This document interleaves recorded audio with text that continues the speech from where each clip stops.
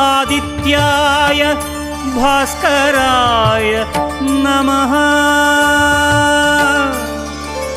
ॐ सूर्याय नमः आदित्याय नमः दिनकर कोटि प्रभाकर। ॐ सूर्याय नमः ॐ सूर्याय नमः आदित्याय नमः दिनकर कोटि प्रभाकर। ॐ सूर्याय नमः।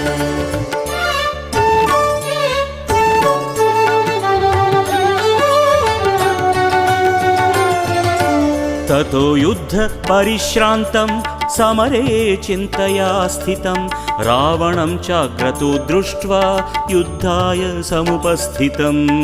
ॐ सूर्याय नमः ॐ सूर्याय नमः। ततो युद्ध परिश्रान्तं समरे